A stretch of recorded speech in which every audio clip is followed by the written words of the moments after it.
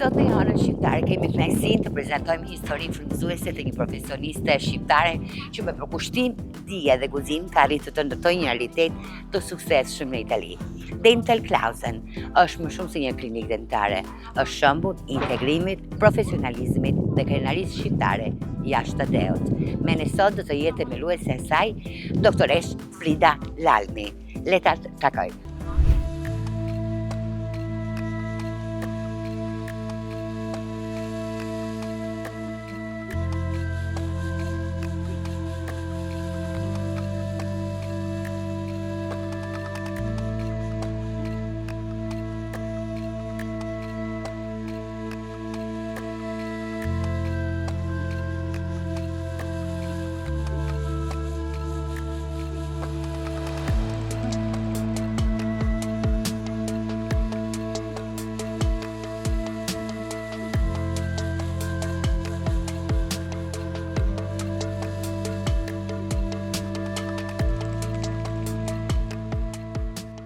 Frida, si të lindi ideja për të hapur Dental Klausen? Është një mundësi që t'u dha papritur apo është një ëndër që e ke kultivuar me kohë?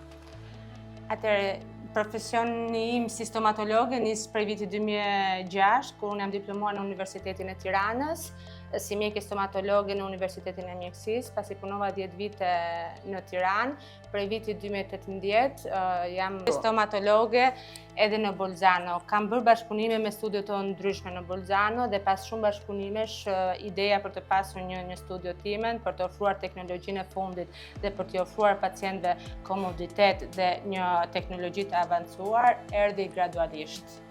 Në fakt është, le themi, si përfundimi një rrugtimi në sensin një ëndër e jote, sepse deri në këtë pikë ishte gjithmonë le themi një mjekje stomatologe, por pranë klinikave të tjera këtu në Bolzano dhe tashmë kjo është le themi një fëmijë jot që ke rritur dhe ke krijuar ti me durat e tua sipas dëshirës tënde. Po, si të thuash, kjo është një ëndër e realizuar. Nuk është e thjesht të hapësh një klinikë të tillë stomatologjike në Itali, në Bolzano dhe sidomos duke konsideruar sepse edhe pse afirmuar sidoqoftë je një mjekje shqiptare. Ka pasur sfida në këtë rrugtim tëndin si profesioniste, sidomos në një sektor siç është stomatologjia që me vërtet është tepër konkurrues. Nuk është e thjeshtë. Atëherë, të them sfidat e vërteta nuk është se kam pasur, sepse si të them komunikimi me pacientët dhe perfeksionin në punë, dashuria që unë kam për profesionin më ka bërë të eci përpara dhe duke fituar besimin e pacientëve kam arritur domethënë që të jem mos të kem sfida. Sido që të jetë sfida ardhja nga Shqipëria, një kulturë tjetër, një sfidë më vete është, por sido që tjetë nuk është se kam djerë në një sfidë që për të përmendur.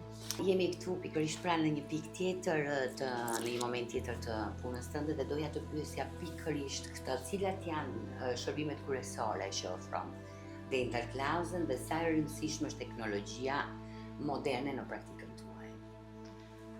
Dental Klausen ofron të gjitha shërbimet, ka një gamë të gjerë në stomatologji, ofron të gjitha shërbimet duke filluar nga prevencioni, që është faza fillestare, ke higjiena dentare, tek mbushjet, tek paradontologjia, tek protezat, tek implantet, estetika dentare. Teknologjia për ne është shumë e rëndësishme dhe mundohemi të fusim maksimumin e teknologjisë si në aparatura dhe në përgatitjen tonë profesionale me kurse, master dhe të jemi sa më profesional.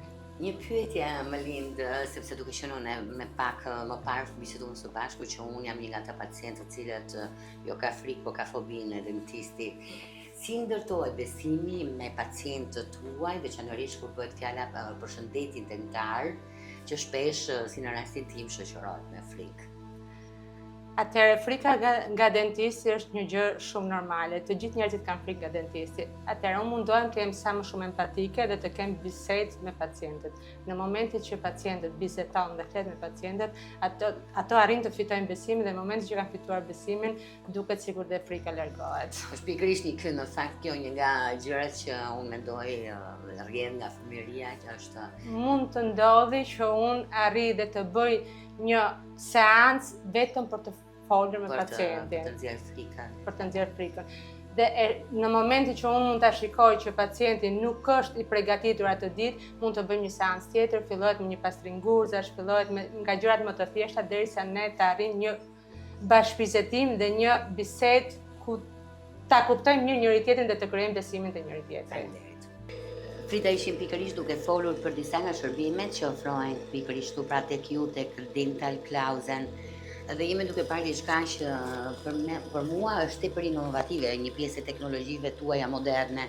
A mund të na shpjegosh për çfarë bëhet fjalë pikërisht në këtë moment? Në këtë moment ne po bëjmë një skanim të dhëmbëve për maskerina, sepse vajza do të vendosi një aparat për drejtimin e dhëmbëve. Teknologjia e fundit, skanimi me skaner dhe vendosja e maskerinave transparente. Pyes sepse këtu është nga ana ime pjesë personale. Kjo mund të përdoret edhe në rastin kur duhet të vësh klufin apo...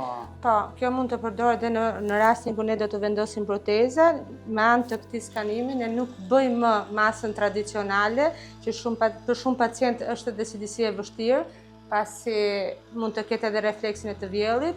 Me anë të këtij skanimi, ne dërgojmë çdo gjë nëpërmjet faleve digjitale në laborator, dhe ato mund të sjellin dhe koronat e gatshme dhe direkt për të montuar në gojë. Kjo me një fjalë le të themi heqë një nga pjesët më të vështira, pikërisht pra të krijimit të formës që është.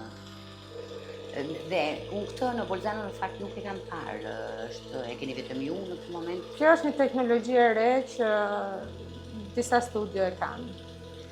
Gjithmonë shqiptarët jemi një ta përpara. Ja dhe po të shikosh imazhet, jep komplet perfekt arkadën e gojës, pas pak do të shohim dhe kafshimin, dhe me këtë skansion që ne bëjmë, arrin të vinë maskerinat që janë transparente.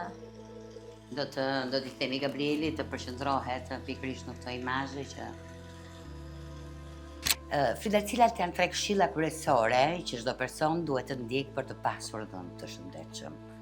Këtë e dëgjoj unë e para me vëmendje, duke qenë se jam dëshpërimi i dentistit. Këshillat që unë jap janë një pastrim i rregullt i dhëmbëve, paktën 3 herë në ditë.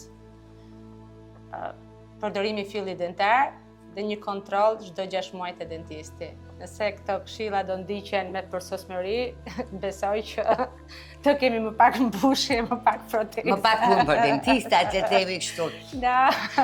Frida, jemi pothuajse në përfundim të këtij takimi tonë. Çfarë mesazhi do t'ju jepni shqiptarëve që jetojnë në zhvendit dhe ëndërrojnë të hapin bizneset e tyre? Të kemë besim tek vetja, me besim, me punë dhe me vullnet arrihet gjithçka. Faleminderit. Frida, sa rëndësishme është për ty të përfaqësosh komunitetin shqiptar nëpërmjet profesionalizmit tënd? Atëherë për mua është shumë e rëndësishme të përfaqësoj komunitetin shqiptar, sepse nëpërmjet vetes time unë përfaqësoj një komunitet të tërë, duke treguar që me korrektësi dhe me profesionalizëm ne arrijmë të ecim përpara. Cilat janë planet e ardhshme për Dental Klausen? Ka ndonjë projekt të ri në horizont, sepse ti je një grua plot resource, plot burime. Dental Klausen do të risjell gjithmonë të rejat në teknologji, duke u angazhuar në shumë projekte të reja. Shpresojmë që stafi jonë të zgjerohet më shumë, dhe pse jo të kemi dhe një Dental Klausen 2. Dhe një pyetje në fund fare, nëse do ta përkufizoje rrugtimin tënd me një fjali, cila do t'ishte? Punë, vullnet dhe besim në vetvete. Faleminderit. Historia e doktoresh Frida Lalmit është një dëshmi se profesionalizmi nuk ka kufi dhe shqiptarët kudo në botë vazhdojnë të lënë gjurmë me punën dhe përkushtimin e tyre. E falenderojmë për këtë intervistë dhe ju urojmë suksese të mëtejshme.